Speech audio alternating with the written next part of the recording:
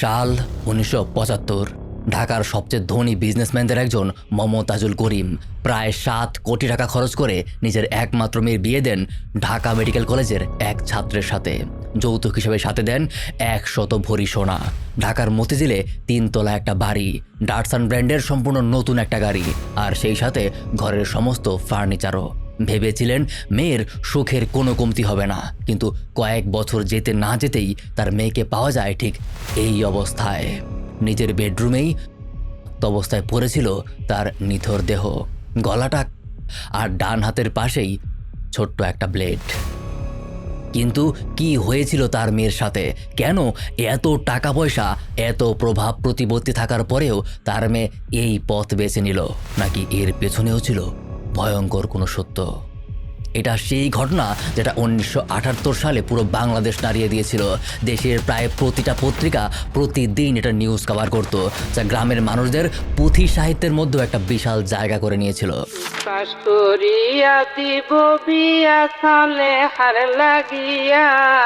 বাংলা সৃষ্ট রামায়ণ টাকা থেকে নিয়া এদিক ডাকাতি গিয়ে প্রথম দেখিয়া কয়েকা দিয়ার ইকবালেরই মায়, এমন রাজার কন্যায় আমি রাখবো কোন জায়গায় আমার গঙ্গা ঘরে। এটা স্বাধীন বাংলাদেশের প্রথম আলোচিত খুনের মামলা।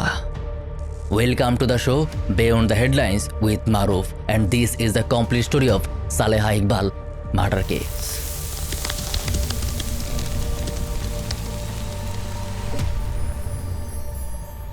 ভিডিও শুরু করার আগে প্রতিবারের মতো কিছু কথা বলে নিই যেগুলো আপনার জানা উচিত। এই ঘটনাটা হয়তো অনেকেই আগেও কোথাও না কোথাও পড়েছেন বা আপনি দেখেছেন, কিন্তু আমি বেশ জোর দিয়েই বলছি আপনি যা পড়েছেন, যা জেনেছেন তা বেশিরভাগই ভুল, এবং যা সত্য তাও পুরোটা ঘটনার মাত্র ১০ থেকে ১৫%। আমি মোটামুটি যতগুলি অ্যাঙ্গেল থেকে সম্ভব এটা অ্যানালাইজ করার চেষ্টা করেছি। আর এই ভিডিওতে আমরা শুধু ঘটনাই জানবো না, আমরা কিছু আইন শিখব, কিছু মেডিকেল জুরিসপ্রুডেন্স শিখব, আর শিখব কীভাবে একই ঘটনা ভিন্ন ভিন্নভাবে চিন্তা করা যায়। উইথ দ্যাট বিং সেড, তাহলে চলুন শুরু করা যাক। ১৯৭৫ সাল, নব্য স্বাধীন একটা দেশ বাংলাদেশ। সেই স্বাধীনতার রেশ তখনও পুরোপুরি কাটেনি। প্রায় ৯ মাস যুদ্ধ করা একটা দেশ, অর্থনীতি বেশ দুর্বল, কিন্তু সেই দুর্বল অর্থনীতির মাঝেও ঢাকায় বেশ অর্থ সম্পদের মালিক ছিল এক চামড়ার ব্যবসায়ী, মিস্টার মমতাজুল করিম। সামাজিক প্রভাব প্রতিপত্তির পাশাপাশি বেশ গোছানো পরিবার ছিল মমতাজুল করিমের।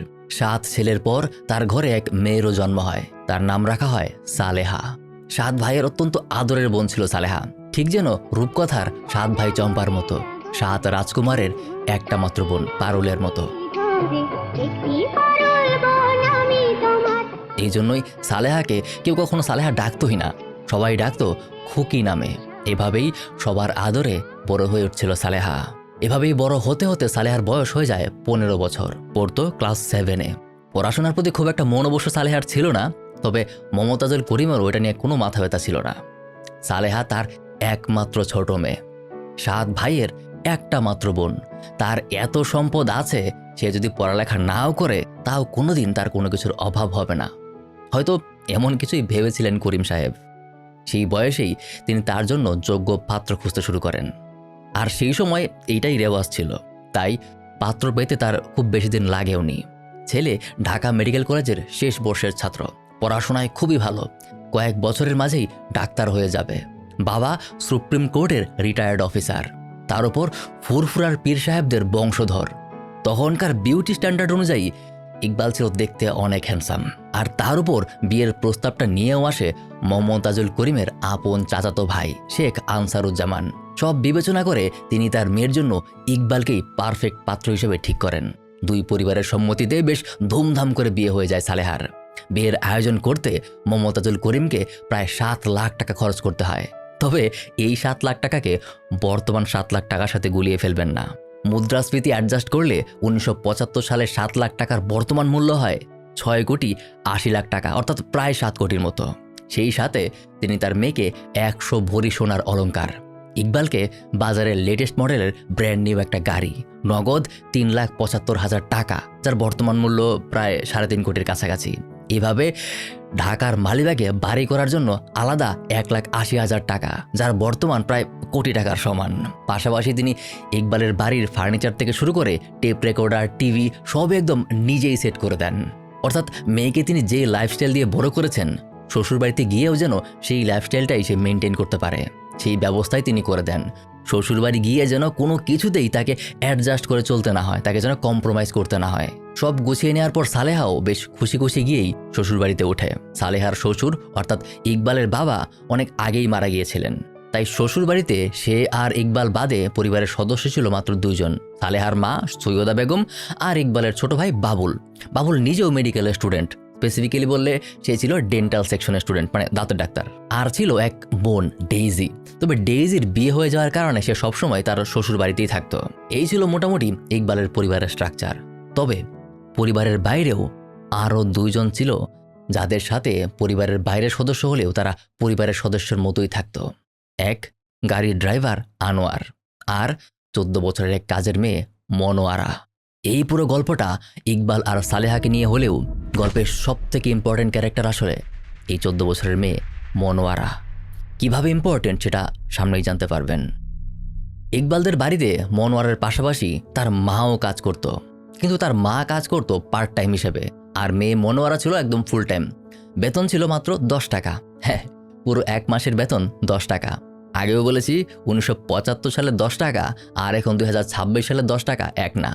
তখনকার 10 টাকা বর্তমানে কত হয় সেটা কুইজ হিসেবে আপনাদের জন্য তোলা থাকলো, কমেন্টে লিখে দিতে পারেন, দেখি কারটা সঠিক হয়। এখন মনোয়ারার গল্পে ফিরি। মনোয়ারার পরিবারে 5 ভাই বোন, অভাবের সংসার। মূলত এই জন্যই মনোয়ারা ফুল টাইম ইকবালদের বাড়িতে থেকেই কাজ করত। আর তার মা মোমেনা খাতুন আসতো দিনে মাত্র 2 বার, একবার সকাল 7টা থেকে 12টা পর্যন্ত, আরেকবার বিকাল 5টা থেকে সন্ধ্যা 7টা পর্যন্ত। ফুল টাইম মনোয়ারা আর হাফ টাইম মনোয়ারার মা। তার উপর শাশুড়ি মোমেনা খাতুন থাকার কারণে কাজ বলতে আসলে শ্বশুরবাড়িতে তেমন কিছুই করতে হতো না সালেহার। বিয়ের পর তার পড়াশোনাও বন্ধ ছিল, যদিও কিছুদিন পর সে আবার পড়াশোনা শুরু করে। সে ভর্তি হয় সিদ্ধেশ্বরী গার্লস স্কুল অ্যান্ড কলেজে। কিন্তু সালেহা পড়াশোনা শুরু করলেও ইকবাল পড়াশোনা শুরু করে না। হ্যাঁ, বিয়ের পর সালেহার পাশাপাশি ইকবালও পড়াশোনা বন্ধ করে দেয়। শুরুতে সবাই ভেবেছিল যে বিয়ের জন্য দুজনই হয়তো একটু পড়াশোনাতে বিরতি নিচ্ছে, যেটা খুবই স্বাভাবিক। বিয়ের পর হাজব্যান্ড ওয়াইফ কিছুদিন পড়াশোনা বিরতি নেবে, এটাই এক্সপেক্টেড। কিন্তু ইকবালের বিরতিটা অনেক বেশি বড় ছিল, প্রায় 3 বছর। ডাক্তারি পড়াশোনা বন্ধ করে ইকবাল তার এক ব্যবসায় মনোযোগী হয়, কিন্তু কিসের ব্যবসা সেটা আমি আসলে কোথাও খুঁজে পাইনি। শুধু এতটুকু জানা যায় যে ইকবালের কিছু ব্যবসায়িক পার্টনার ছিল, যাদের সাথে সে তার কিছু একটা বিজনেস ছিল। আর অনেক দিন সেই ব্যবসা চালানোর পর 1978 সালে সে আবার তার পড়াশোনাতে ফেরত আসে। সালেহা ততদিনে সিদ্ধেশ্বরী গার্লস স্কুল অ্যান্ড কলেজের ক্লাস 10-এর ছাত্রী। তবে সিদ্ধেশ্বরীতে তার শুধু স্কুলই ছিল না, সালেহার ননদ অর্থাৎ ইকবালের বোনের বাসাও ছিল সিদ্ধেশ্বরীতেই। তবে সিদ্ধেশ্বরী থেকেই তার শুরু হবে জীবনের সবচেয়ে বড় ট্র্যাজেডিটাও। 18 এপ্রিল সকাল 10টা। কোনো কারণে সেদিন স্কুল ছিল না সালেহার। ইকবালও বাসায় নেই, সে তার ক্লাসে গিয়েছে। এইদিকে ডেইজির নতুন বাচ্চা হয়েছে, সেই বাচ্চাকে দেখার জন্য আর ডেইজির সাথে একটু গল্প করার জন্য সালেহা মনোয়ারাকে নিয়ে ডেইজির বাসায় যায়। ডেইজির বাসায় সালেহা বেশ হাসি খুশি ছিল, বেশ আনন্দের সাথেই তারা গল্প করছিল। কিন্তু গল্পের মাঝে মনোয়ারার তো আর কোনো কাজ নেই, সে বোর হতে শুরু করে। তাই সে ডেইজিকে বলে, মামি আমি চলে যাই। সালেহা বলে ঠিক আছে, তবে সন্ধ্যা 7টা-8টার দিকে যেন তাকে এসে নিয়ে যায়। কিন্তু মনোয়ারা যাবার পরপরই সালেহার শরীর কেমন করতে শুরু করে, হয়তো মাথা ব্যথা টাইপের কিছু একটা ছয়। সময় তখন পুরোপুরি ভর দুপুর। সালেহা তখন ডেইজিকে মুজিবের মাকে দিয়ে একটা রিক্সা ডেকে দিতে বলে, বাসায় গিয়ে একটু রেস্ট করা দরকার। আর মুজিবের মা ছিল বেসিক্যালি ডেইজিদের বাসার কাজের লোক। রিক্সা নিয়ে সালেহা একাই তার বাসায় চলে আসে। দুপুর তখন 2টার কাছাকাছি। সালেহা নিজের রুমে ঢুকে, কিন্তু আর কখনোই বের হয় না। মোটামুটি 2:30টার দিকে ডেইজির কাছে একটা ফোন আসে, একটা চিৎকার আর জাস্ট 2টা শব্দ। ফোনে মনোয়ারা বলছে, মামি নেই। ইকবালের বাড়িতে তখন চারিদিকে চিৎকার। মনোয়ার আর ড্রাইভার আনোয়ার বারান্দায় চিৎকার করছে, কে কোথায় আছেন? সালেহা মামি হত্যা করেছে, আপনারা তাড়াতাড়ি আসেন। এরকম চিৎকার শুনে চারদিক থেকে আশপাশের অনেকেই ছুটে আসে। সবাই দেখে সালেহার বেডরুমে পড়ে আছে সালেহার নিথর দেহ, গলা আর হাতের পাশেই একটা রক্তমাখা ব্লেড। ততক্ষণে সালেহার বাবার বাড়িতেও খবর পৌঁছে গেছে, তাদের আদরের খুকি আর বেঁচে নেই। খবর পাওয়া মাত্রই সালেহার বাবা আর ভাই ছুটে আসে মেয়ের শ্বশুর বাড়িতে। কিভাবে কি হলো জানতে চাইতেই ইকবাল বলে যে সালেহা সকালে ডেইজির বাচ্চাকে দেখতে গিয়েছিল। ইকবাল দুপুরে ফিরে এসেই বাথরুমে গোসল করার জন্য যায়। গোসল সেরে এসে দেখে বেডরুমের ভেতর দিক থেকে লক করা। কয়েকবার ধাক্কা দেওয়ার পর সালেহা ভেতর থেকে বলে যে খুলছি আমি। আর তারপর ইকবাল 10 মিনিট ড্রয়িং রুমে অপেক্ষা করে, কিন্তু বেশ কিছুক্ষণ অপেক্ষা করার পরেও দরজা খুলছে না দেখে আবার সে দরজায় নক করে। তারপর কোনো সারা শব্দ না পেয়ে ড্রাইভার আনোয়ারকে ডেকে এনে বাইরে থেকে একটা লাঠির সাহায্যে দরজার ফাঁক দিয়ে লাঠি ঢুকিয়ে ছিটকিনিটা খুলে সে ভেতরে ঢুকলে দেখে সালেহা মাথা নিচু করে বসা অবস্থায় আছে। ইকবাল গায়ে হাত দিতেই সে ঢলে পড়ে যায়। তখন ইকবাল দেখে সালেহার পাশে একটা রক্তাক্ত ব্লেড আর তার গলাটা। সাথে সাথেই ইকবাল তাদের ফ্যামিলি ডাক্তার আব্দুর রশিদকে ডেকে আনে। মূলত তার ছোট ভাই বাবুল গিয়ে তাকে ডেকে আনে। ছুটে গিয়ে সে তাকে বলে ভাবির অবস্থা খুব খারাপ, তাড়াতাড়ি বাসায় যেতে হবে। তিনি বাবুলের সাথেই দ্রুত ইকবালদের বাসায় চলে আসেন। এসে তিনি যা যা পরীক্ষা করার সব করেন আর এরপর তাকে মৃত ঘোষণা করে। এইগুলি যখন ইকবাল তার শ্বশুর মমতাজুল করিমকে বলছিল, ডাক্তার তখন তার পাশেই দাঁড়িয়েছিল। সব শুনে তিনি ডাক্তার রশিদকে জাস্ট একটা প্রশ্ন করেন, ডাক্তার সাহেব, ব্লেড দিয়ে কি আদৌ যায়? কিন্তু ডাক্তার রশিদ এর কোনো উত্তর দেয়নি। তিনি জাস্ট চুপ করে দাঁড়িয়ে থাকেন। কেন চুপ করে দাঁড়িয়ে থাকেন এর উত্তরটা আমরা অনেক পরে গিয়ে জানতে পারবো। যাই হোক, এরপর যথারীতি সন্ধ্যায় পুলিশ আসে। বাইরে আবহাওয়া তখন বেশ খারাপ, বিদ্যুৎ একদম ছিল না। পুলিশ মোটামুটি হারিকেনের আলোতে লাশের সুরতহার রিপোর্ট তৈরি করে। আর রিপোর্ট তৈরির পর ঘটে একটা অদ্ভুত ঘটনা।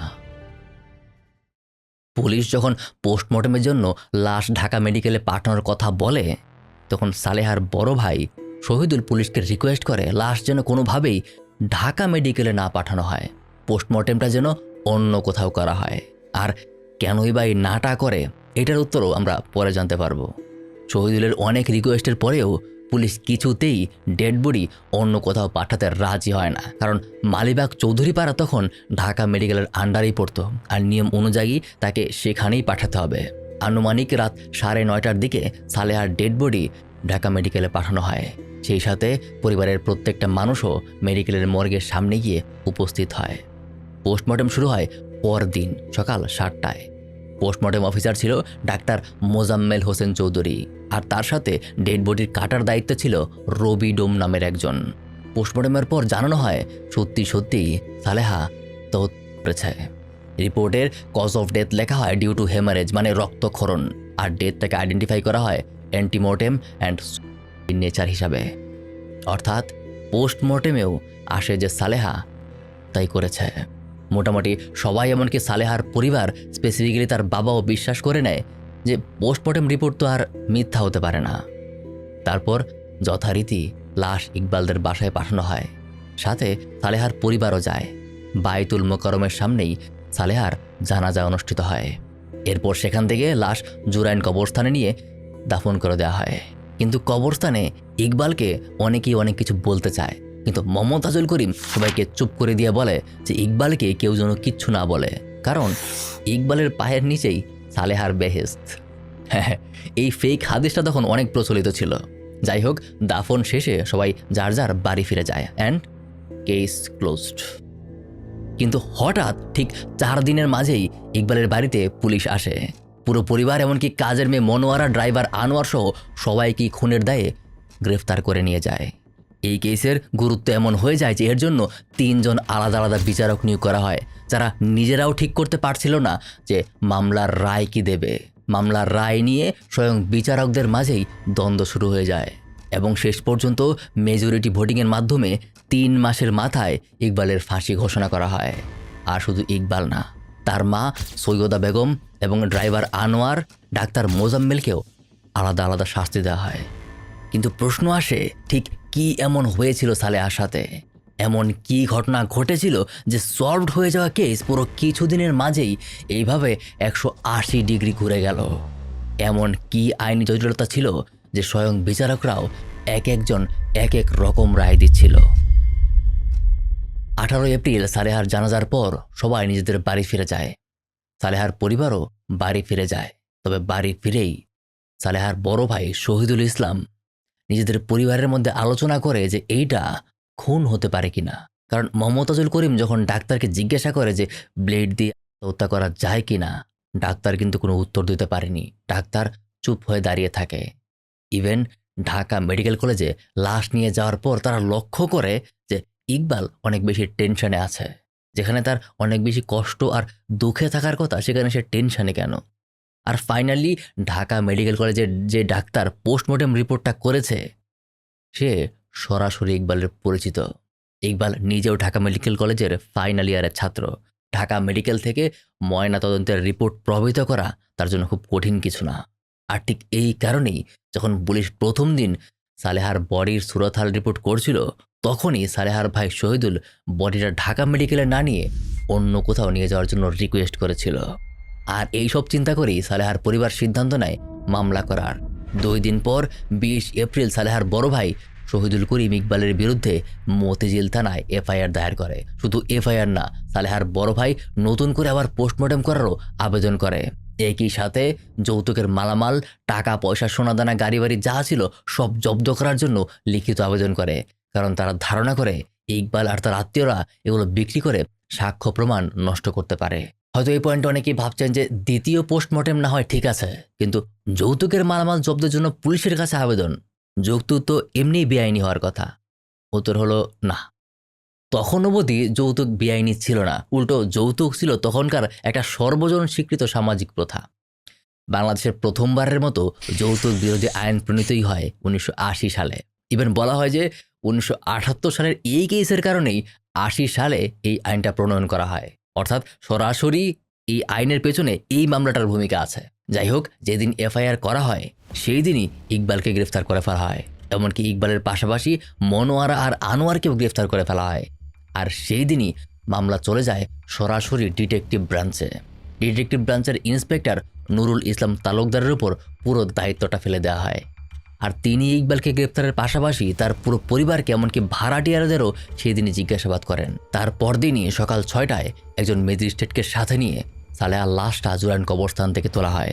শহীদুল করিম নিজে কবরটা শনাক্ত করে দেন। আর মোটামুটি সকাল 9টায় সেকেন্ড পোস্টমর্টেমের জন্য লাশটা সলিমুল্লাহ মেডিকেল কলেজ হাসপাতালের মর্গে নেওয়া হয়। হ্যাঁ, এবার আর ঢাকা মেডিকেলে নেওয়া হয় না। দ্বিতীয় এই পোস্টমর্টেমটা চলে প্রায় 7 ঘন্টারও বেশি। অনেকে হয়তো ভাবছেন যে সব কিছু এত দ্রুত কিভাবে হচ্ছে। এর একটা কারণ হতে পারে যে অস্থায়ী রাষ্ট্রপতি বিচারপতি আব্দুস সাত্তারের পরিবারের সাথে তখন সালেহার পরিবারের একটা ঘনিষ্ঠ যোগাযোগ ছিল। বেশ কয়েকটা অনলাইন ব্লগে এটা আমি পেয়েছি।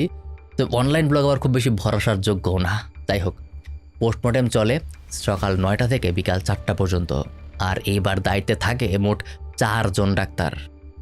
ইয়েস, 4 জন। ডাক্তার বিভূতিভূষণ সরকার, যিনি ছিলেন স্যার সলিমুল্লাহ মেডিকেল কলেজের জুরিসপ্রুডেন্স বিভাগের প্রধান। তারপর ডাক্তার সিরাজুল ইসলাম, তিনি ঢাকা পুলিশ হাসপাতালের সরকারি সার্জন। আর তারপর ডাক্তার অরুণেন্দু বিশ্বাস, সলিমুল্লাহ মেডিকেল কলেজের জুরিসপ্রুডেন্স বিভাগের একজন লেকচারার। এবং ডাক্তার জাহাঙ্গীর, যিনি ছিলেন অ্যানাটমি বিভাগের লেকচারার। এই 4 জন ডাক্তারের সমন্বয়ে দ্বিতীয় পোস্টমর্টেম রিপোর্টটা তৈরি করা হয়। আর এইবার রিপোর্ট একটা নতুন জিনিস উঠে আসে। সালেহার মাথায় একটা আঘাতের কথা আসে। তারা বলে মৃত্যুর আগে সালেহার মাথায় কোনো ভারী কিছু দিয়ে আঘাত করা হয়েছিল, যেটা আগের রিপোর্টে একদমই ছিল না। That's a completely new information. আর এই ইনফরমেশনটাই পুরো কেসের মোড়টাই ঘুরিয়ে দেয়। তার মানে সালেহা শুধু রক্তক্ষরণের কারণে মারা যায়নি, তার আগে তার মাথায় আঘাতও ছিল। আর এই রিপোর্টের পরই 22 তারিখ ইকবালের মা সৈয়দা বেগম এবং মনোয়ারার মা মোমেনা খাতুন, এদেরকেও গ্রেফতার করে ফেলা হয়। আর 23 তারিখ মনোয়ারকে আবার জিজ্ঞাসাবাদ করা হয়। আর এইবার মনোয়ারের দেওয়া ইনফরমেশনের ভিত্তিতে ইকবালের বাসা থেকে ইকবালের লুঙ্গি, মনোয়ারার শাড়ি, পেটিকোট, ব্লাউজ এইসব সিজ করা হয়। আর মনোয়ারকে পাঠিয়ে দেওয়া হয় মেডিকেল পরীক্ষার জন্য। তারপর দিন 24 তারিখ মেডিকেলের প্রথম পোস্টমর্টমকারী ডাক্তার মোজাম্মেলের বিরুদ্ধেও মামলা করে ফেলা হয়। আর আরও বেশ কয়েকবার ইকবালের বাসা থেকে জন্ম নিয়ন্ত্রণ ট্যাবলেট, তার অব্যবহৃত কিছু কন্ডম, জিলেট ব্লেড, রক্তমাখা কিছু সোনার চুড়ি আর রক্তমাখা চেইন, এসব আরও অনেক কিছুই সিজ করা হয়। যার মধ্যে সবচেয়ে অবাক করার মতো বিষয় ছিল তার কাছে কিছু যৌন পত্রিকাও ছিল। যাই হোক, এগুলোর সামনে আসবে। এরপর মে মাসের 2 তারিখ একজন ম্যাজিস্ট্রেটের সামনে মনোয়ারার জবানবন্দি রেকর্ড করা হয়। আর এই জবানবন্দিটাই পুরো কেসের একদম ব্যাকবোন। পুরো কেসটা টিকেই আছে বলতে পারেন মনোয়ারার জবানবন্দির উপরে। আর জবানবন্দিতে মনোয়ারা যা বলে তা শুনে রীতিমতো আপনার ইকবালের উপর ঘৃণা ধরে যাবে। মনে হবে যে পৃথিবীতে সবচেয়ে খারাপ মানুষটাই হয়তো ইকবাল।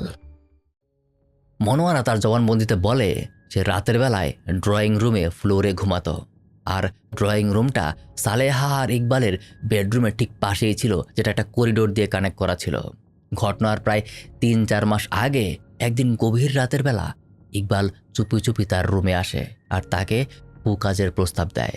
এখন এই কুকাজটা কি সেটা আপনাদের ভেঙে বলার নিশ্চয়ই প্রয়োজন নেই। এটা যদিও মনোয়ারা অনেক বাধা দেয়, কিন্তু মনোয়ারা তার সাথে পেরে ওঠে না এবং ইকবাল তার মুখ চেপে ধরে বলে যে এই কথা যদি সে কাউকে বলে তাহলে সে তাকে মেরে ফেলবে। মনোয়ারাও এই কথা কখনো কাউকে বলেনি। আর এরপর থেকে 4-5 দিন পরপরই ইকবাল গভীর রাতে মনোয়ারার কাছে আসতো, আর তার সাথে এক পর্যায়ে মনোয়ারা তার রুমের ছিটকিনি লাগিয়ে ঘুমাতে শুরু করে। তাও মাঝে ইকবাল কিভাবে যেন ছিটকিনি খুলেই চলে আসতো। যেদিন ঘটনাটা ঘটে সেদিন সালেহাকে ডেইজির বাসায় রেখে আসার পর মনোয়ারা 3 তলায় গোসল করতে যায় এবং গোসল শেষ করে 2 তলায় এসে দেখে ইকবাল ফিরে এসেছে। ইকবালের মা তখন 3 তলার রুমে। ইকবালের সাথে তার দেখা হতেই ইকবাল তাকে নিজের রুমে ডাকে এবং রুমে ঢোকা মাত্রই সে ভেতর থেকে দরজা বন্ধ করে দেয় আর আবার তার সাথে কুকাজ শুরু করে। মনোয়ারা তাকে অনেক বাধা দেওয়ার চেষ্টা করে, কিন্তু ইকবাল তার বাধা মানে না। সে তার সাথে তার মতোই জবরদস্তি করতে থাকে এবং এই সময় হঠাৎ করেই দরজায় একটা নক আসে। ভয়ে মনোয়ারা সাথে সাথেই রুমের আলমারির পেছনে গিয়ে লুকিয়ে পড়ে। তবে ইকবাল দরজা খুলে দেখে যে ইকবালের মা সৈয়দা বেগম এসেছে। তিনি দরজায় দাঁড়িয়ে ইকবালের সাথে কিছু কথা বলে। তিনি আর রুমে ঢোকে না। দরজা থেকেই ইকবালের মা চলে গেলে ইকবাল আবার দরজা লাগিয়ে মনোয়ারাকে টেনে নিয়ে তার কুকাজ শুরু করে। আর 10 মিনিট পর আবারও দরজায় নক আসে। আগের বারের মতো এবারও মনোয়ারা আলমারির পেছনে গিয়ে লুকিয়ে পড়ে আর ইকবাল আবারও আগের বারের মতোই দরজা খুলে দেয়।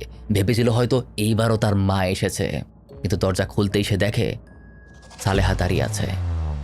এখন সালেহা তো আর দরজা থেকে চলে যাবে না, এটা তারই রুম।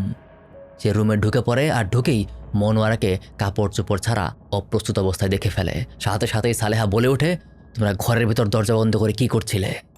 ইকবাল ভয় না পেয়ে উল্টো আরো গলা বড় করে বলে, আমার যা মন চায় তাই করছিলাম, তোমার তাতে কি?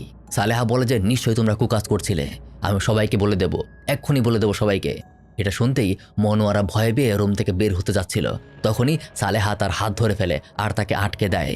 আর এইটা দেখে ইকবাল রেগে গিয়ে দরজা লাগানোর যে ডাসা থাকে সেটা দিয়ে সালেহার মাথায় আঘাত করে। আপনারা অনেকেই হয়তো দরজা লাগানোর ডাসা নাও চিনতে পারেন।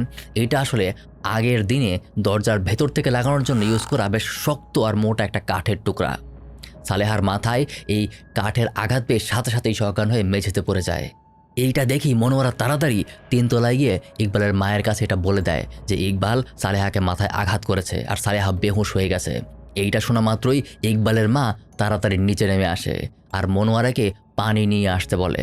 সৈয়দা বেগম নিচে গিয়েই ইকবালকে দূরে ঠেলে দেয়। সালেহার মাথায় পানি ঢালতে শুরু করে, কিন্তু কিছুতেই সালেহার জ্ঞান ফিরছে না দেখে ডাক্তার ডাকানোর জন্য তার ছোট ছেলে বাবুলের রুমে চলে যায়। সালেহার পাশে সেই মুহূর্তে শুধু ইকবাল আর মনোয়ারা।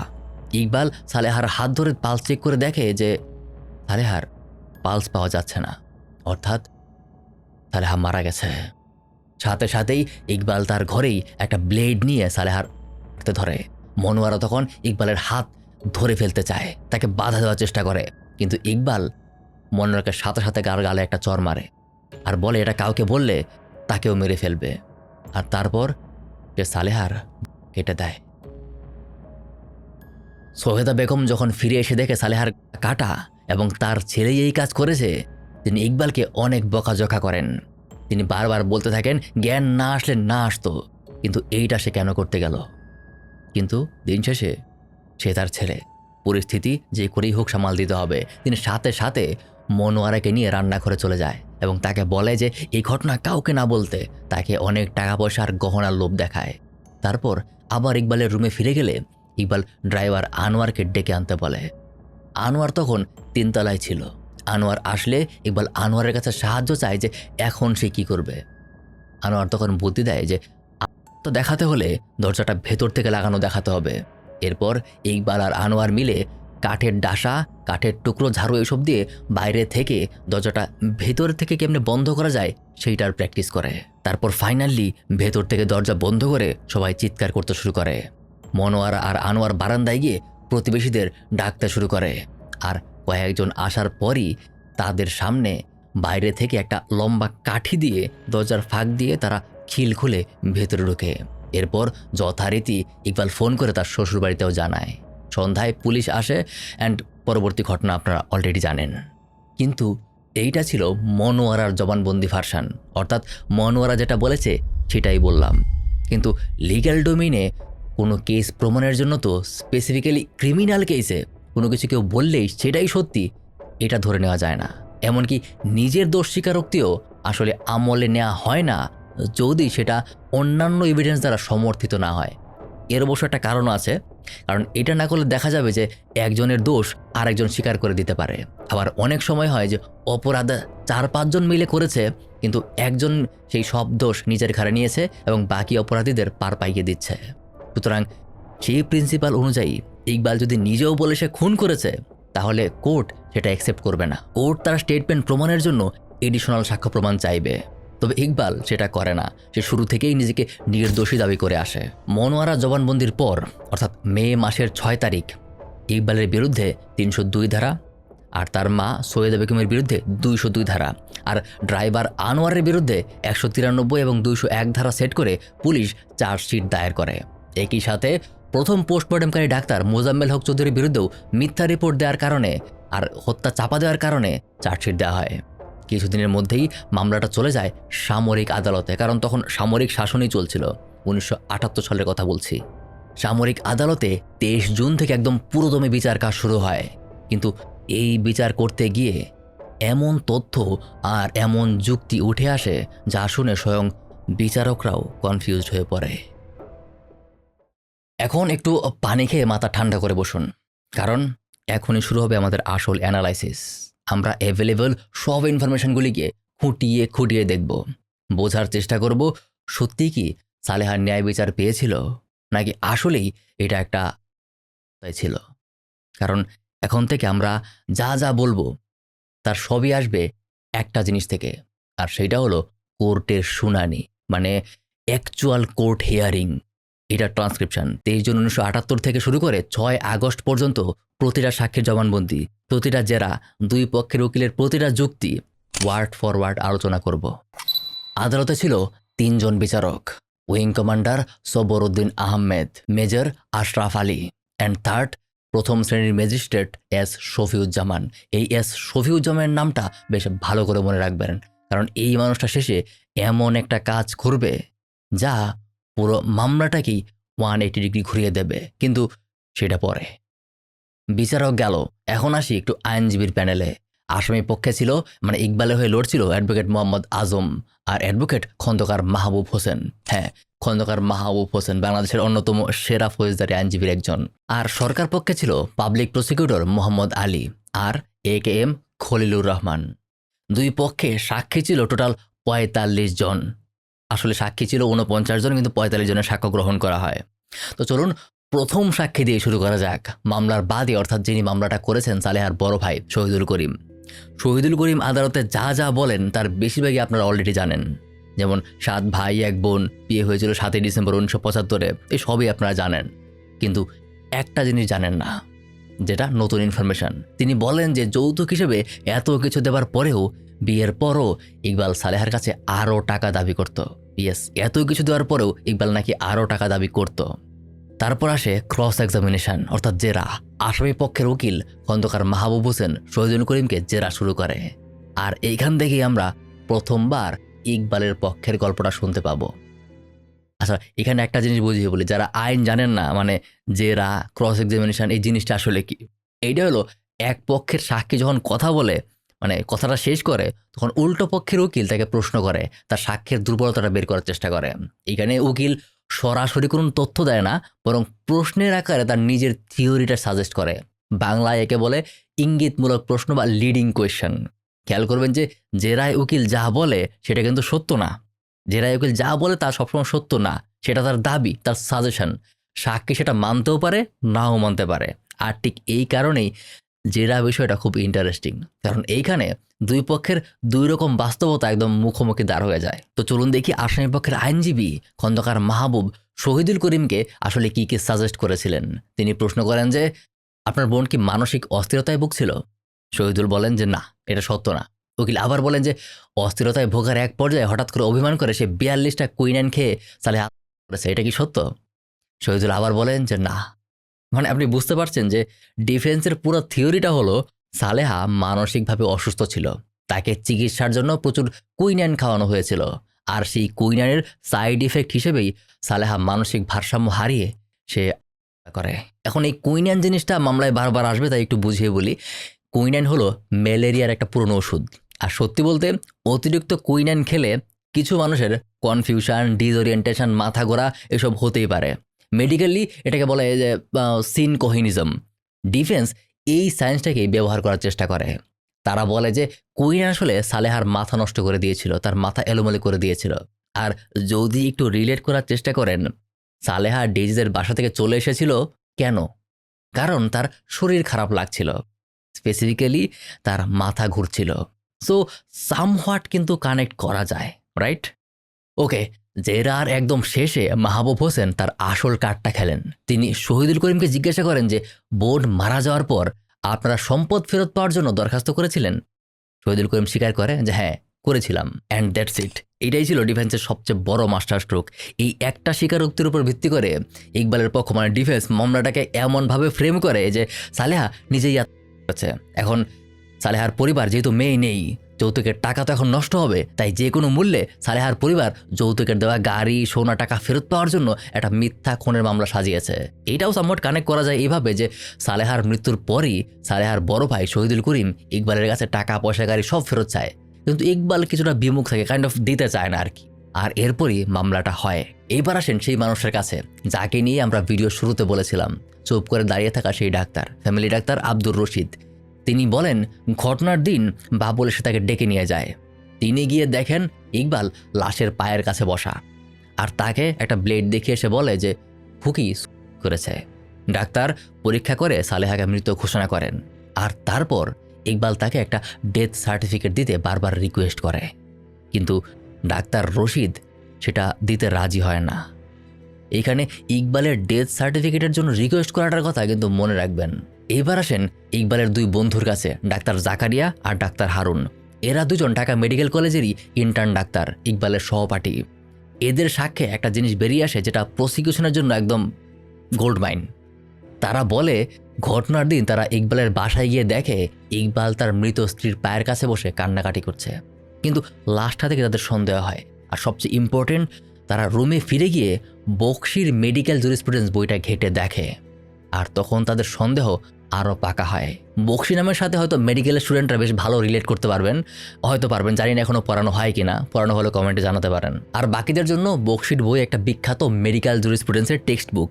ইকবালের বন্ধুরা ডাক্তারি বই খুলে মিলিয়ে দেখে যে এই লাশের অবস্থাটা তার সাথে আসলে মেলে কিনা, আর তাদের মনে হচ্ছে যে না, মেলে না।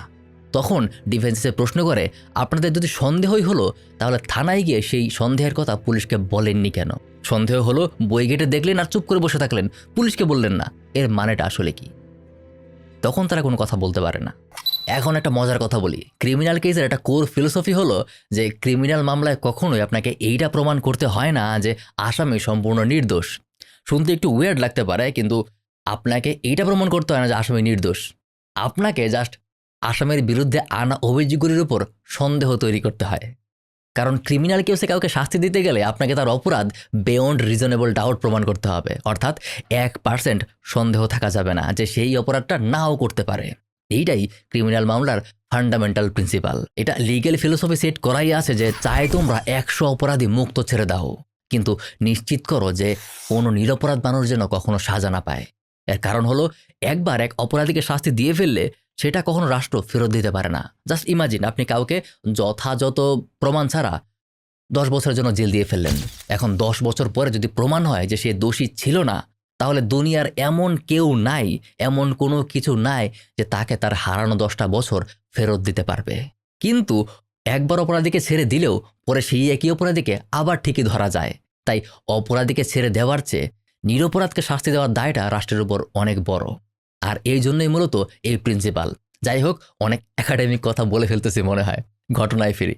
আচ্ছা, ঘটনায় ফেরার আগে আমি ধন্যবাদ দিতে চাই আমাদের এই video sponsor Bangladesh institute of forensic psychology and sciences, সংক্ষেপে BIFPSকে। আপনারা যে কোনো বিষয় ইনভেস্টিগেশন, স্বাক্ষর বা ফিঙ্গারপ্রিন্ট পরীক্ষা, ব্যাকগ্রাউন্ড ভেরিফিকেশন, মিথ্যা ডিটেক্ট করা বা পলিগ্রাফ টেস্ট করা, লাই ডিটেক্টর মেশিন আর কি, এই ধরনের টেস্ট সংক্রান্ত যে কোনো কাজে আপনি তাদের সার্ভিস পেয়ে যাবেন। তাদের অভিজ্ঞ অ্যানালিটিক্যাল টিম আছে যারা scientific data analysis and investigation service offer করে।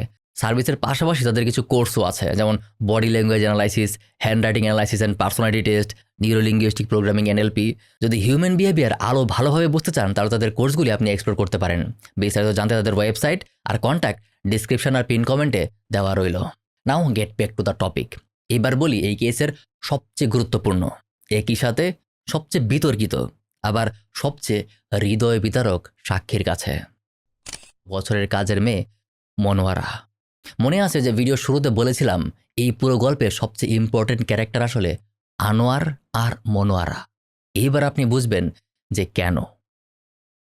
মনোয়ারাই একমাত্র সাক্ষী যে দাবি করে সে নিজের চোখে খুন হতে দেখেছে। She is the only I witness. পুরো প্রসিকিউশনের কেসের মেরুদণ্ডটাই দাঁড়িয়ে আছে এই একটা 14 বছরের মেয়ের জবানবন্দির উপরে। আদালতে মনোয়ারা প্রায় 1.5 ঘন্টা ধরে জবানবন্দি দেয়, আর যা বলে সেটা আগের তার গল্পটাকে একদম উল্টো দেয়। জবানবন্দির মূল এলিমেন্টটা কি সেটা আপনারা অলরেডি জানেন। কোর্টে আসার আগে ম্যাজিস্ট্রেটের কাছে সে যা যা বলেছিল হুবহু তাই বলে, যে ইকবাল 4-5 দিন পর পর রাতে তার কাছে আসতো আর কুকাজ করে চলে যেত। আর ঘটনার দিন দুপুরে সালেহার কাছে ধরা পড়ে যাওয়ার পর ইকবাল সালেহার মাথায় আঘাত করে। And you know the rest. Exactly এইটাই বলে। আর মনোয়ারার কথার প্রমাণও পাওয়া যায় লিটারালি গ্রেফতারের পরপরই, যখন তদন্তকারী পুলিশ অফিসার মনোয়ারার মেডিকেল টেস্টের নির্দেশ দেন। এই মেডিকেল টেস্টটা করেন ঢাকা পুলিশ হাসপাতালের অ্যাসিস্ট্যান্ট সার্জন ডাক্তার মেজবাহুন নাহার। আর সেই রিপোর্টেই তিনি দেখান যে মনোয়ারা 1-2 দিন না, বরং একদম নিয়মিত সেক্সুয়ালি অ্যাক্টিভ। এর ভিত্তি হিসেবে তিনি দেখান মনোয়ারার হাইম্যান র্যাপচার্ড ছিল। কিন্তু ডিফেন্সের লয়ার সাথে সাথে এটাকে কাউন্টার আর্গুমেন্ট দেন যে শুধু হাইম্যান র্যাপচার্ড দেখে একজন মেয়েকে যৌনকর্মে অভ্যস্ত বলা যাবে না। হাইম্যান র্যাপচার্ডের সঙ্গে ভার্জিনিটির কোনো সম্পর্ক নাই। তিনি লিটারালি মেডিকেল জুরিসপ্রুডেন্সের বই লায়ন্স থেকে রেফারেন্স দিয়ে দেখান যে পেশাদার যৌনকর্মীদেরও অনেক ক্ষেত্রে হাইম্যান ইনটেক্ট থাকে, এমনকি গর্ভবতী মহিলাদেরও অনেক সময় হাইম্যান পাওয়া যায়। And from neutral and third person perspective, ডিফেন্সের মেডিকেল যুক্তিটা আসলেই বৈজ্ঞানিকভাবে সঠিক। যদিও ম্যাক্সিমাম ক্ষেত্রে Hyman rupture is equal to sexual activity, but এটাকে অ্যাবসলিউট ধরা যায় না। ডিফেন্স এমনকি মনোয়ারার বয়স নিয়েও প্রশ্ন তোলে যে তার বয়স যে আমরা 14 বলছি, আসলেই তার বয়স 14 কিনা। কারণ তার বয়স নির্ধারণ করার জন্য মনোয়ারার দাঁত পরীক্ষা করা হয়নি, যেটা মেজবাহুন নাহার নিজেও স্বীকার করেন। এইভাবেই ডিফেন্সের লয়ার মনোয়ারার সাক্ষীর বিশ্বাসযোগ্যতার উপর সন্দেহ তৈরি করেন। অ্যান্ড কিভাবে করেন ইউ উইল বি অ্যামেজড। ডিফেন্সের এই লয়ার খন্দকার মাহবুব হোসেন মনোয়ারার জবানবন্দিকে শেখানো বলি প্রমাণ করার জন্য প্রশ্নের পর প্রশ্ন করতে থাকেন। আর এই জেরার মধ্যে দিয়ে তিনি বের করে আনেন একটা ভয়ঙ্কর সত্য। মনোয়ারাকে 13 দিন পুলিশ হেফাজতে রাখা হয়েছিল, আর 13 দিনের প্রতিদিন সকাল 10টা থেকে 5টা পর্যন্ত তাকে জিজ্ঞাসাবাদ করা হতো। অ্যান্ড ফাইনালি তাকে ম্যাজিস্ট্রেটের কাছে জবানবন্দি দেওয়া হয়। ডিফেন্স সরাসরি অভিযোগ করে যে 4-5 দিন ধরে তাকে জবানবন্দি শেখানো হয়েছে। তারপর মনোয়ারার কাছে যখন এটা জিজ্ঞেস করে, মনোয়ারা বলে যে তাকে কিছুই শেখানো হয়নি। বেসিক্যালি ডিফেন্স এটাই প্রমাণের চেষ্টা করে যে একটা 14 বছরের মেয়ে যাকে 13 দিন পুলিশ হেফাজতে রেখে প্রতিদিন 7 ঘন্টা করে জিজ্ঞাসাবাদ করা হয়েছে, আর প্রথম দিন তাকে 2-1টা মারও দেওয়া হয়েছে। এই পরিস্থিতিতে একটা বাচ্চা মেয়ে কি বলবে সেটা নিয়ে সন্দেহ থাকাই স্বাভাবিক। আর আগে বলেছি, ক্রিমিনাল কেসে ডিফেন্সের কাজ অপরাধীকে নির্দোষ প্রমাণ করা না, তার প্রাইমারি গোল থাকে অভিযোগের উপর সন্দেহটা ক্রিয়েট করা। কারণ নিয়ম অনুযায়ী শাস্তি দিতে হলে অভিযোগ সন্দেহাতীতভাবে প্রমাণ করতে হয়, 1% গ্যাপও রাখার কোনো সুযোগ নেই। এবার আসুন একটু ফরেন্সিকের দিকে, কারণ এই মামলার আসল যুদ্ধটা মেডিকেল জুরিসপ্রুডেন্স নিয়েই। এই কেসের কেমিক্যাল এক্সামিনার ডাক্তার সিরাজুল ইসলামের রিপোর্ট অনুযায়ী ইকবালের ঘর থেকে সিজ করা ইকবালের লুঙ্গি আর মনোয়ারার পেটিকোটে তিনি মানুষের পেয়েছেন। একই সাথে লুঙ্গিতে কিছু রক্তের চিহ্নও পেয়েছেন। মানে এটা প্রমাণ করে যে ঘটনার দিন ইকবাল আর মনোয়ারার মাঝে যৌন সম্পর্ক হয়েছিল, ঠিক যেমন মনোয়ারা বলেছে। কিন্তু এইখানে ডিফেন্স একটা টেকনিক্যাল যুদ্ধ শুরু করে। তিনি কেমিক্যাল এক্সামিনারকে জিজ্ঞেস করে যে আপনি সেমিনাল টেস্ট কি দিয়ে করেছেন?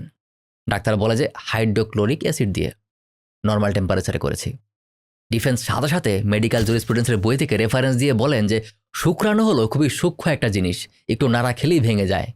24 ঘন্টার পরে এটাকে ইনটেক্ট অবস্থায় পাওয়াই যায় না। অথচ ঘটনা ঘটেছে 18 এপ্রিল, টেস্ট হয়েছে 29 এপ্রিল, মানে 11 দিন পর। তাহলে 11 দিন পর কিভাবে আপনি শুক্রাণু ইনটেক্ট পেলেন?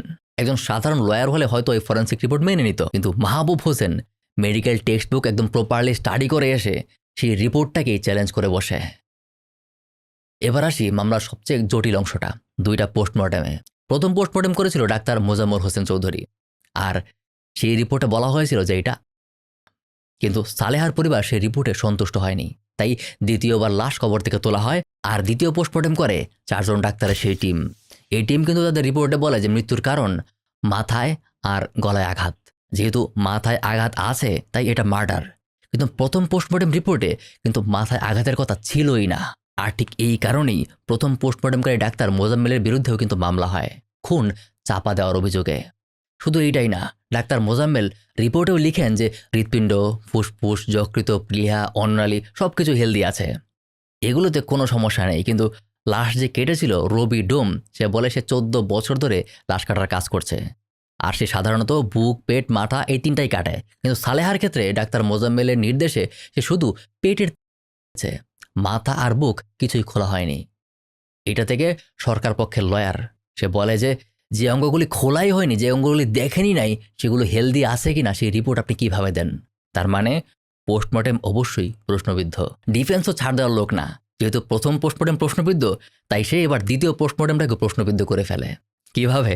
ওয়েল, সালেহার ডেড বডি জুরাইন কবরস্থান থেকে তোলা হয় সকাল 6টা 35 মিনিটে আর মর্গে পৌঁছায় 9টা 35 মিনিটে। অথচ জুরাইন থেকে সলিমুল্লাহ মেডিকেল কলেজের দূরত্ব মাত্র 2 মাইল, যেখানে হেঁটে গেলেও 10 মিনিটের বেশি লাগার কথা না। সেইখানে বডি 3 ঘন্টা কেন লাগলো? এই 3 ঘন্টার গ্যাপটাকে ডিফেন্স ব্যবহার করে বলে যে এই 3 ঘন্টায় মাথার আঘাতটাকে তৈরি করা সম্ভব। বুঝতে পারছেন? যে মাথার আঘাতটা সেকেন্ড পোস্টমর্টমের মূল ভিত্তি, সেটাকে ডিরেক্ট অ্যাটাক। আর শুধু এটাই না, তিনি দ্বিতীয় পোস্টমর্টেমের ডাক্তারদের প্রশ্ন করেন যে মাথায় আঘাতের মাইক্রোস্কোপিক টেস্ট করেছিলেন? তারা স্বীকার করে যে তারা মাইক্রোস্কোপিক টেস্ট করেনি। কেন করেনি? কারণ ততদিনে ডেড বডি এতটাই পচে গেছে যে সেটা করা সম্ভব হয়নি। আর এইটা শুনে ডিফেন্সার সবচেয়ে ধারালো যুক্তি দিয়ে বসে। জুরিসপ্রুডেন্স অনুযায়ী ফলস একিমোসিস তৈরি করা সম্ভব। মাথায় যে কোনো অ্যান্টিসেপটিভ ঢাললেই এই ধরনের কৃত্রিম কালশিটে দাগ তৈরি করা যেতে পারে। আর সেই 3 ঘন্টা গ্যাপে এটা করাও সম্ভব। অর্থাৎ 2টা পোস্টমর্টেম 2টাই কোনো না কোনোভাবে প্রশ্নবিদ্ধ। এইখানে 2 পক্ষের লয়ারই জাস্ট মাইন্ড ব্লোয়িং। কিন্তু আমাদের ইমেজ হলে চলবে না, আমাদের ফ্যাক্ট বুঝতে হবে। তো চলুন 2 পক্ষের থিওরিটা সাইড বাই সাইড রাখি, আর এটাই ভিডিওর সবচেয়ে ইম্পর্টেন্ট অংশ। আচ্ছা, তার আগে ইকবালের নিজের স্টেটমেন্ট আপনাদের একটু শোনানো উচিত, তাহলে থিওরিগুলো বুঝতে আপনাদের সুবিধা হবে। সিআরপিসি সেকশন 342 অনুযায়ী ক্রিমিনাল কেসের একটা স্টেজে আসামিকে নিজের বক্তব্য দেওয়ার সুযোগটা দেওয়া হয়। আর ইকবাল তার সেই বিবৃতিতে বলে যে সে সম্পূর্ণ নির্দোষ, যৌতুক নিয়ে তার কোনো দাবি ছিল না। সালেহার পরিবার স্বেচ্ছায় যৌতুক দিয়েছে, অন্যায়ভাবে টাকা চাওয়াকেও সে মন থেকে ঘৃণা করত। আর সে সালেহাকে বর্ণনা করে যে সালেহা অত্যন্ত অভিমানী আর বদমেজাজি। সে বলে যে সালেহা সামান্য কারণে রেগে যেত, সে ঝগড়া করত, কিন্তু ছোট মানুষ ভেবে সে সহ্য করে মানিয়ে নিত। তার ঘটনার ভার্সনে সে বলে যে এভাবে বলে, বাসায় ফিরে সালেহাকে সে বিকালে বেড়াতে যাওয়ার কথা বলে, সেদিন দুপুরবেলা, ঘটনার দিন দুপুরবেলা। কিন্তু সালেহা এতে খুশি না হয়ে উল্টা আরও রেগে যায়। সে বলে, আমাকে নিয়ে তোমার বেড়াতে যেতে হবে না, যাদের নিয়ে যাওয়ার কথা তাদের নিয়ে যাও। তুমি প্রতিদিন পড়াশোনার নাম করে রাত করে বাড়ি ফেরো। আমার বাবার দেওয়া গাড়িতে চড়ে তুমি মেডিকেল কলেজের মেয়েদের নিয়ে ঘুরে বেড়াও, তুমি আড্ডা মারো, বন্ধুদের নিয়ে ঘোরো, এইসব আমি সহ্য করব না। তখনই ইকবাল রেগে যায় আর বলে, তোমার মতো বদমেজাজি আর পাগল মেয়ে নিয়ে আমি সংসার করতে পারবো না, তুমি এখনই তোমার বাপের বাড়ি চলে যাও। এই বলেই সে গোসলে চলে যায়, আর গোসল থেকে ফিরে দেখে যে দরজা বন্ধ। তারপরে ঘটনা তো আপনারা জানেন। মানে ইকবালের পুরো গল্পটাই তার রাগ, অভিমান আর তারপর ইকবালের বিবৃতিতে একটা সুন্দর জিনিস খুব সুন্দরভাবে সাজানো। সে বলেছে যে সালেহা তাকে সন্দেহ করত মেয়েদের নিয়ে ঘোরাঘুরি নিয়ে, কিন্তু মনোয়ারার ভার্সনে ঝগড়াটা হয় মনোয়ারার সাথে ইকবালকে ধরে ফেলার কারণে। ঝগড়া জিনিসটা দুইটা গল্পেই কমন, কিন্তু দুইটা দুই রকম। একটাতে ইকবাল সন্দেহবাদীগ্রস্ত স্ত্রী শিকার, আরেকটাতে ইকবাল একজন প্রেডেটর যে ধরা পড়ে গেছে। ইকবাল আরেকটা কথা বলে, সালেহাকে দাফনের পরদিনই সকালেই সালেহার বড় ভাই শহীদুল করিম ফোন করে তার কাছে গাড়ি আর টাকা পয়সা সব ফেরত চায়। আর এই টাকা পয়সা গাড়ি ফেরত পাওয়ার জন্যই তার বিরুদ্ধে মিথ্যা মামলাটা সাজানো হয়েছে। মানে ঘুরে ফিরে আবারও সেই মানি অ্যাঙ্গেল, মানে সালেহার বড় ভাই শহীদুল করিম তার কাছ থেকে টাকা পয়সা উদ্ধারের জন্যই মামলাটা করেছে। কিন্তু আসল সত্যটা কি? চলুন এবার দুই পক্ষের থিওরিটা সাইড বাই সাইড রাখি। প্রসিকিউশনের থিওরিতে এটা খুন, ইকবালের সাথে মনোয়ারা ধরা পড়ে যায় সালেহার হাতে।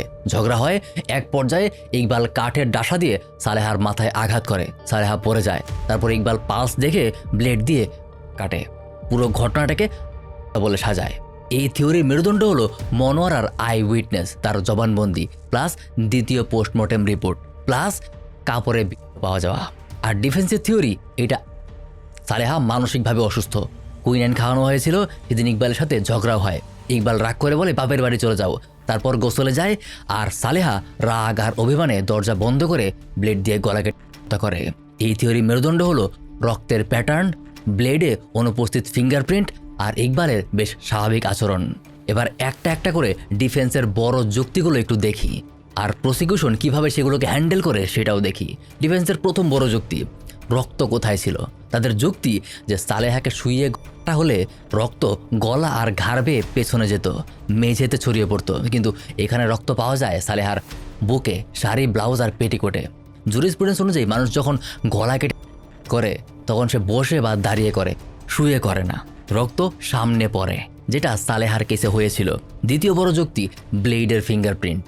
যে ব্লেড দিয়ে সালেহাকে খুন করা হয়েছে বলে দাবি, সেই ব্লেডের ফিঙ্গারপ্রিন্ট কিন্তু কখনোই নেওয়া হয়নি। প্রসিকিউশন এটার ব্যাখ্যা দেয় যে ব্লেডটাতে অনেকেই হাত দিয়েছিল, তাই আর ফিঙ্গারপ্রিন্ট নেওয়া হয়নি। কিন্তু ডিফেন্স বলে অনেকে যে হাত দিয়েছে তারও কিন্তু কোনো প্রমাণ নেই। বেসিক্যালি তিনি বোঝাতে চাইছিলেন পুলিশ জানতো ব্লেডের ফিঙ্গারপ্রিন্ট করলে ইকবালের না বরং সালেহার হাতের ছাপে পাওয়া যাবে, আর সেই জন্যই ইচ্ছাকৃতভাবে ফিঙ্গারপ্রিন্টটা নেওয়া হয়নি। তার তৃতীয় বড় যুক্তি, ক্যাডাভেরিক স্পাজম। এইটা একটা মজার মেডিকেল টার্ম, মেডিকেল স্টুডেন্ট এটা ভালো বুঝবে। ক্যাডাভেরিক স্পাজম হলো মানুষ মারা যাওয়ার কিছুক্ষণ পর শরীর শক্ত হয়ে যায়, এটাকে বলে রিগর মর্টিস। কিন্তু ক্যাডাভেরিক স্পাজম হলো একটা বিশেষ জিনিস, যেখানে মৃত্যুর ঠিক আগ মুহূর্তে, বিশেষ করে যদি কোনো মানুষ তীব্র আবেগ বা টেনশনের মধ্যে দিয়ে মারা যায়, তাহলে হাতের পেশি তৎক্ষণাৎ অনেক শক্ত হয়ে পড়ে, আর হাতে ধরা জিনিসটা মুঠের মধ্যে আটকে যায়। সালেহা যদি হত্যা করতো তাহলে তার ক্যাডাভেরিক স্পাজমের কারণে ব্লেডটা তার হাতের মুঠোতেই বন্ধ হয়ে থাকতো, হাত থেকে পড়ে যেত না। ব্লেড কিন্তু হাত থেকে আলাদা ছিল। ডিফেন্সের 4 নম্বর বড় যুক্তি, ইকবালের আচরণ। ডিফেন্স বলে যে মানুষ মাত্র 2-3 মিনিট আগে তার স্ত্রীকে খুন করেছে, সে এখন কি করবে? সে লাশ লুকাবে, পালিয়ে যাবে, অন্য একটা গল্প বানাবে। কিন্তু ইকবাল তার কোনোটাই করে নাই। সে নিজের শ্বশুরবাড়িতে নিজেই ফোন করে বলে যে তাড়াতাড়ি চলে আসুন। সে মেডিকেল কলেজে ফোন করে অ্যাম্বুলেন্সও ডাকে। সে তার বন্ধুদের খবর দেয়। সে তার স্ত্রীর পায়ের কাছে বসে হাওমাও করে কান্নাকাটিও করে। ডিফেন্স বলে একজন নিরপরাধ মানুষ ঠিক যা যা করবে, ইকবালও ঠিক তাই তাই করেছে। এবার চলুন প্রসিকিউশন কিভাবে এই যুক্তিগুলো ভাঙে সেটা দেখি, আর সে কি বলে সেটা দেখি, আর এটার পরেই আমরা কেসের রায়ের দিকে যাব। প্রথমত, সালেহার মন মেজাজ। প্রসিকিউশন বলে সালেহা যদি সত্যি খিটখিটে ঝগড়াটে আর পাগল স্বভাবের হতো, তাহলে 2 বছরের দাম্পত্য জীবনে 75 থেকে 78 আগ পর্যন্ত জীবনে অন্তত একবার বিচার বা সালিশ বসতো। কোনো প্রতিবেশী, কোনো আত্মীয় কেউ এটা নিয়ে কথা বলতো, কিন্তু 2 বছরে একটাও সেমন সালিশ বা বিচারের প্রমাণ নেই। প্রতিবেশীরাও বলে সালেহা শান্ত আর নম্রভদ্র স্বভাবের ছিল। এমনকি মনোয়ারার মা মোমেনা বেগমও বলে সালেহা খুবই শান্ত মেজাজের ছিল, সে কথাই বলতো না। একমাত্র ইকবাল ছাড়া আর কাউকে পাওয়া যায় না যে বলেছে সালেহা খিটখিটে মেজাজের ছিল। দ্বিতীয়ত, কুইনাইনের থিওরি। প্রসিকিউটর এই থিওরিটাকে একদম উড়িয়ে দেয়। তিনি বলে যে কুইনাইন খেলে মানুষ মরে না, মানুষ পাগলও হয় না, এটা পুরো একটা বানানো গল্প। কিছু সাইড এফেক্ট হয় তো, আর সেটাও মাইনর। কেমিক্যাল টেস্টে সালেহার পেটে এমন কিছু পাওয়াও যায়নি। অ্যান্ড থার্ড, সেই রক্তমাখা কাপড়। প্রসিকিউশন বলে যদি ঘটনার দিন কোনো খারাপ কাজ নাই হয়ে থাকে, তাহলে ঠিক ওই কাপড়গুলোই, মানে ইকবালের লুঙ্গি আর মনোয়ারার পেটিকোট, ঠিক সেই কাপড়গুলোই মনোয়ারার বাসা থেকে ঠিক কীভাবে বের করে দিল, আর সেই কাপড়গুলিতেই কেন শুক্রাণু বা মানুষের স্পার্ম পাওয়া গেল। And 4 number, tentative cut mark. এটাও একটা মেডিকেল টার্ম। টেন্টেটিভ কাট মার্ককে হেসিটেশন মার্কও বলে। সাধারণত মানুষ মূল গভীর কাটার আগে হালকা কয়েকটা আশেপাশে কাটার দাগ থাকে, কারণ প্রথমে হাত কাঁপে, সাহস হয় না, এগুলোকে বলে হেসিটেশন মার্ক তো বা টেন্টেটিভ মার্ক।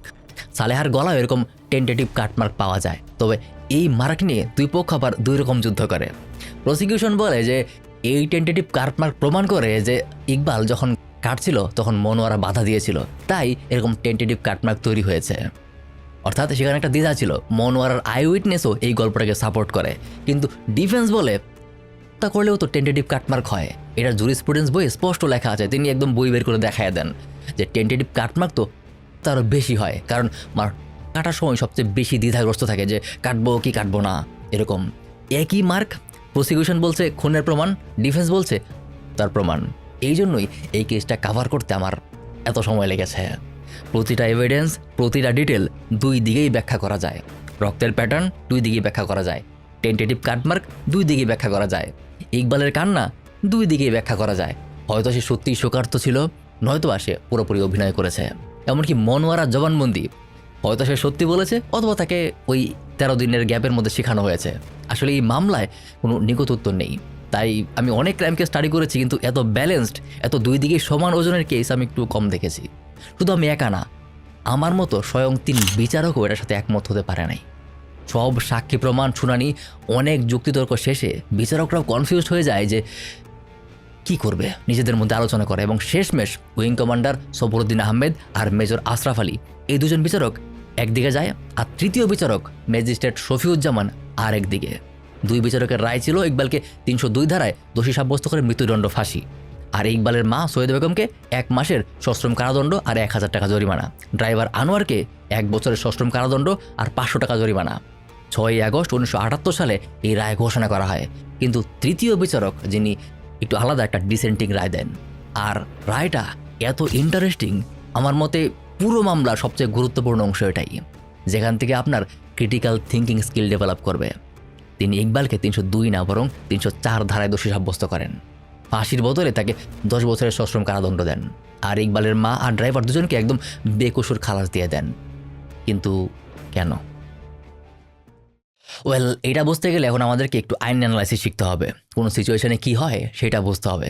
তাহলে আবার একটু ব্রেক নিয়ে একটু পানি খেয়ে ঠান্ডা মাথায় বসুন, কারণ এখন আবার আমরা অ্যানালাইসিসে ঢুকবো। বাংলাদেশ দণ্ডবিধি মানে পেনাল কোড 1860 অনুযায়ী এখানে হত্যা সম্পর্কিত 2টা প্রধান ধারা আছে। একটা 302 মার্ডার, এটা হলো খুন, এর শাস্তি মৃত্যুদণ্ড অথবা যাবজ্জীবন কারাদণ্ড। আরেকটা 304, এটা হলো culpable homicide not amounting to murder, বাংলায় বলতে গেলে অপরাধজনক নরহত্যা যা খুন না। এর শাস্তি অনেক কম, সর্বোচ্চ 10 বছর কারাদণ্ড, সর্বোচ্চ 5 বছর হতে পারে, 2 বছর হতে পারে, বাট সর্বোচ্চ 10 বছর। দুইটাতে কিন্তু মানুষ মারা যায়। এখন প্রশ্ন হলো, দুইটাতেই যদি মানুষ মারা যায় তাহলে দুইটার পার্থক্য কি? পার্থক্য একটা শব্দে, এটা হলো ইন্টেনশন, অভিপ্রায় বা উদ্দেশ্য। 302 ধারায় খুন প্রমাণ করতে গেলে দেখাতে হবে যে অপরাধী মানুষটাকে মেরে ফেলার ইন্টেনশন নিয়েই চেষ্টা করেছে, যে জেনে বুঝে ইচ্ছাকৃতভাবে ঠান্ডা মাথায় প্রপার প্ল্যান করে মৃত্যু ঘটিয়েছে। মোট কথা তার টার্গেটই ছিল তাকে দুনিয়া থেকে সরিয়ে দেওয়া। কিন্তু 304 ধারায় অপরাধীর হয়তো আঘাত করার ইন্টেনশন ছিল, কিন্তু সরাসরি খুনের পরিকল্পনা ছিল না। আর এই ইন্টেনশনের উপরেই দাঁড়িয়ে আছে জীবন আর মৃত্যুর পার্থক্য। কেস যখন একদম শেষ পর্যায়ে চলে আসে, ডিফেন্সের লয়ার তখন এইটাকেই তার মাস্টার স্ট্রোক হিসাবে ব্যবহার করে। মানে ডিফেন্সের লয়ার বুঝতেই পারছিল যে জাহাজরা আসলে কনভেন্স না, রায় তার বিপক্ষে যাবে, আর সেই মুহূর্তেই সে তার এই মাস্টার স্ট্রোকটা প্রয়োগ করে। সে বলে যে ঠিক আছে, ধরেই নিলাম প্রসিকিউশনের গল্পটা সত্যি, মানে ইকবাল মনোয়ারার সাথে ধরা পড়ার পর সালেহার মাথায় ডাসা দিয়ে সে আঘাত করেছে। কিন্তু তারপরের ঘটনাটা কি? প্রসিকিউশনের নিজের গল্প অনুযায়ী মাথায় আঘাতের পর ইকবাল আর তার মা সালেহার মাথায় পানি ঢেলেছে, মানে তারা সালেহাকে বাঁচানোর চেষ্টা করছিল। তারপর ইকবাল তার পালস চেক করেছে, আর যখন দেখেছে যে সালেহা মারা গেছে তারপর গিয়ে সে কাটে।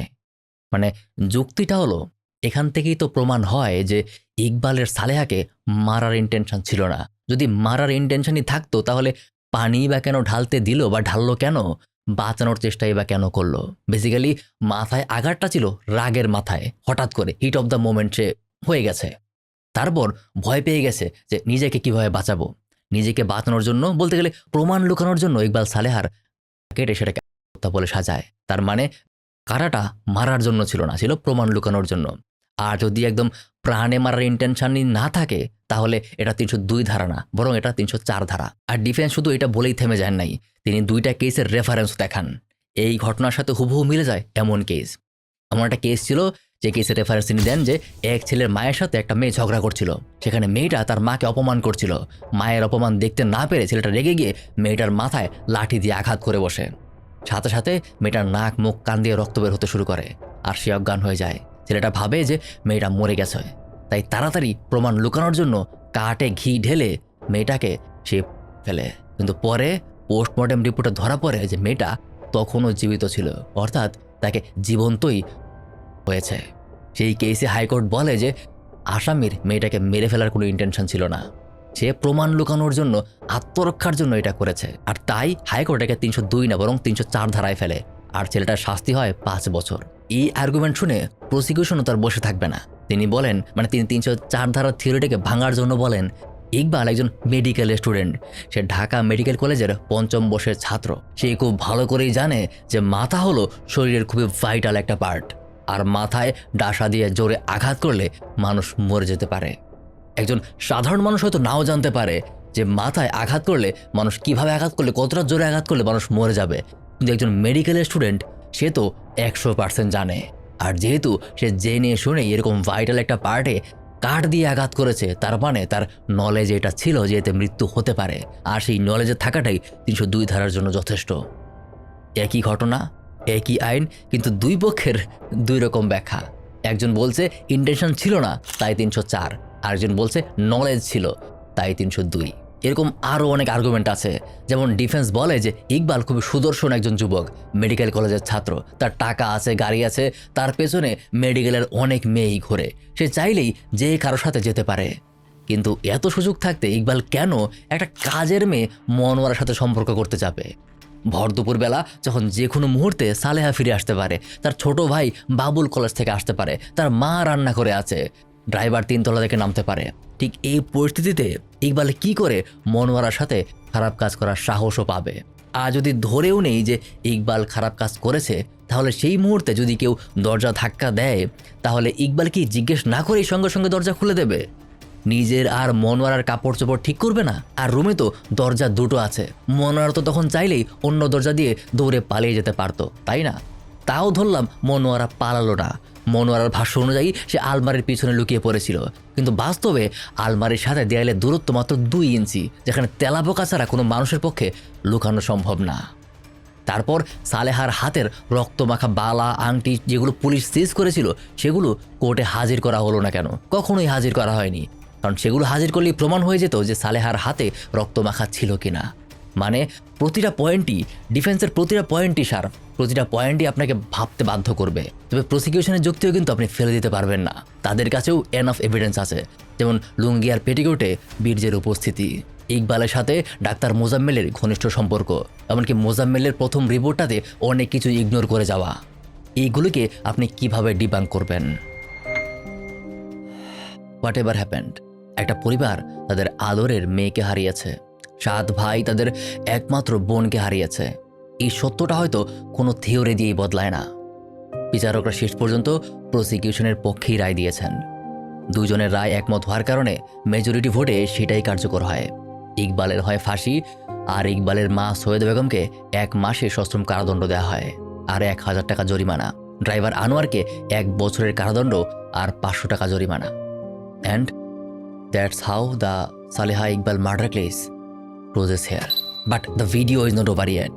এই পুরো মামলাটার মধ্যে অনেক ফাঁক আছে, অনেক গ্যাপ আছে, যেগুলো নিয়ে আমরা শুধুমাত্র স্পেকুলেট করতে পারি, নিশ্চিত করে কোনো কিছু বলতে পারি না। তবে একটা অ্যাঙ্গেল আমাকে সত্যি বেশ ভাবিয়ে তুলেছে।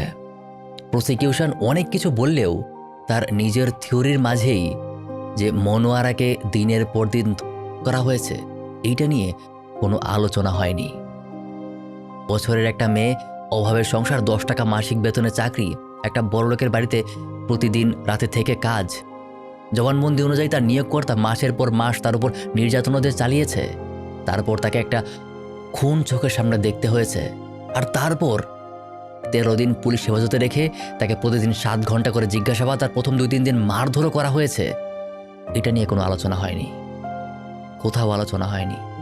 আমি জানি না ইকবাল সত্যি খুনি ছিল কিনা, আমি জানি না মনোয়ারা সত্যি বলেছিল নাকি তাকে সব শেখানো হয়েছিল, কিন্তু আমি এইটা জানি এই গল্পে দুইটা মেয়ের জীবন, একটা ধনী আর একটা গরিব, দুটোই ধ্বংস হয়ে গিয়েছিল। আর সেটাই সবচেয়ে বড় ট্র্যাজেডি। এই কেসটা নিয়ে কাজ করতে গিয়ে আমাকে অনেকগুলো আলাদা আলাদা রিসোর্স ঘাটতে হয়েছে, পুরোনো পত্রিকার নিউজ ক্লিপিং থেকে শুরু করে কোর্টের শুনানির ট্রান্সক্রিপশন পর্যন্ত। প্রায় 50 বছর আগের একটা কেস, শুনানির সব কথা এই ডকুমেন্টটাতে আছে। এটা একটা জানি না দেখতে পাচ্ছেন কিনা, 57 পেজের ডকুমেন্ট। আগের দিনের কোর্টের শুনানিগুলি পত্রিকায় পাবলিশ করা হতো, সেখান থেকে এটা সংগ্রহ করা হয়েছে। আপনারা যারা এটাকে ডিটেইলে পড়তে চান, মানে এক্স্যাক্টলি কী কী প্রশ্ন করা হয়েছিল, কিভাবে প্রশ্ন করা হয়েছিল, একদম কোর্টের প্রশ্ন উত্তর স্টাইলে, যেমনটা স্ক্রিনে দেখতে পাচ্ছেন, তারা আমার ওয়েবসাইটে গিয়ে এটা ডাউনলোড করতে পারেন। তবে ফ্রি না অবশ্যই। অন্যান্য ওল্ড কেসের ক্ষেত্রে আমি পেপার ইমেজ দিয়ে থাকলেও this time me and my whole team type this whole document out. কারণ আগের দুইটা কেসে আপনারা অভিযোগ করেছিলেন যে পেপার ফন্ট অনেক ছোট থাকে, সো পড়া যায় না, অনেক ছোট ছোট ফন্ট থাকে, পড়া যায় না, তাই পুরোটা লিটারালি জাস্ট টাইপ করে ফেলতে হয়েছে। আর এই টাইপ করতে আমাদের প্রচুর সময় আর পরিশ্রম হয়েছে। So I would highly appreciate if you buy this as an enthusiast or just to help out this channel. আমার আর টিম মেম্বারদের বেতন দিতে হেল্প হবে। Link is in the description or you can scan this QR code. আর আপনার কি মনে হয় তা কমেন্টে জানান। ইকবাল কি সত্যিই খুনি ছিল, নাকি সত্যিই জাস্ট এটা তার পরিবার জাস্ট টাকা উদ্ধারের জন্যই মামলা সাজিয়েছিল, নাকি সত্য এই দুইটার মাঝামাঝি কোথাও? সিদ্ধান্তটা আপনাদের উপরেই ছেড়ে দিলাম, আপনারাই এই মামলার জুরি। আর যারা অ্যাকচুয়ালি এই ডকুমেন্টটা স্টাডি করবে তারা হয়তো একটু বেটার আনসার দিতে পারবে। তবে একটা জিনিস আছে যেটা আপনি এই ডকুমেন্টটাতেও পাবেন না। অবশ্যই এটা কোনো ভেরিফাইড ফ্যাক্টসও না, আমি সেটা একটা ব্লগে পেয়েছি। ব্লগ খুব একটা অথেন্টিক সোর্স না, তবুও বলি যে সালেহার বাবা নাকি ইকবালের মৃত্যুদণ্ড মাফ করে দিয়েছিল, বলেছিল যে ন্যায় বিচার পেয়ে গেছি, এতেই আমি খুশি। আমার মেয়েই যখন বেঁচে নেই তখন একজনের বুক খালি করে কি লাভ? কিন্তু সালেহার ভাইয়েরা এতে রাজি হয়নি। তারা ফাঁসি কার্যকর করে বাড়ি ফেরার পথে রোড অ্যাক্সিডেন্টে সালেহার বাবা মা দুজনে একসাথে মারা যায়। সিরাজউদ্দিন হোসেন কলেজের আশেপাশে কোথাও একটা খেজুর গাছের উপর তাদের গাড়ি আশ্রয় পড়েছিল। 83-84 সালে যশোর থেকে মাগুরা যাওয়ার সময় ব্লগ লেখকের ঘটনাস্থল দেখার সুযোগ হয়েছিল। তখন তিনি অনেককেই বলতে শুনেছেন যে তারা নাকি তাদের পাপের শাস্তি পেয়েছে। এনিওয়ে, দেখা হবে আবার নতুন কোনো একটা কেস নিয়ে। ততক্ষণ পর্যন্ত নিজের আর নিজের কাছের মানুষগুলোর সবসময় খেয়াল রাখবেন। And don't forget this. আল্লাহ হাফেজ।